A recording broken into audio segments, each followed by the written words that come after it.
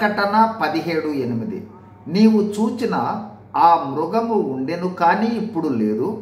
అయితే అది అగాధ జలములలో నుండి పైకి వచ్చుటకును నాశనమునకు పోవుటకును సిద్ధముగా ఉన్నది.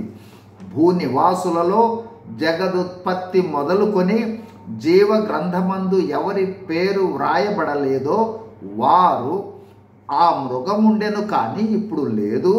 అయితే ముందుకు వచ్చునన్న సంగతి తెలుసుకొని ఆశ్చర్యపడుదురు.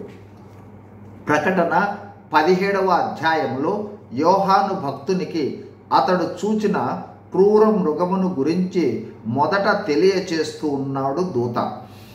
ఈ క్రూర మృగము దేవదూషణ నామములతో నిండుకొని 7 తలలు 10 కొమ్ములు కలిగి ఎర్రగా ఉన్నట్లుగా మనము గతంలో చూచాము.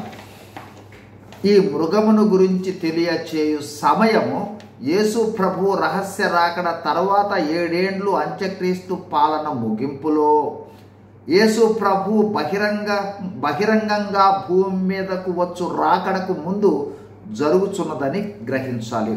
ప్రకటన 17:8 తెలుపు విషయాలు. 1 దూత యోహానుతో అంటూ ఉన్నాడు, ఈ మృగము ఒకప్పుడు ఉన్నది, ఇప్పుడు లేదు అంటూ ఉన్నాడు. అయితే మరలా వస్తుందని చెప్పుచున్నాడు. అంటే రాబోవు మృగం అన్నమాట.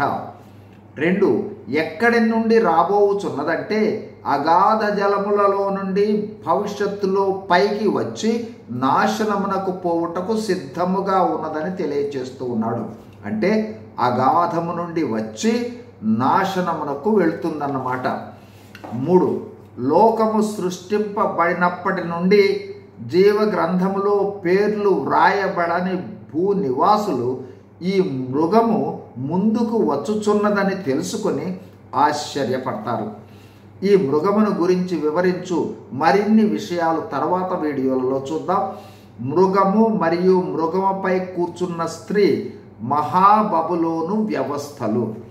స్త్రీ అంత్యకాల అవినీతి మత వ్యవస్థ అయిన బబులోనుతో ఈ మృగము ముడిపడి ఉందని గుర్తించాలి. God is in you, God is with you, God bless you.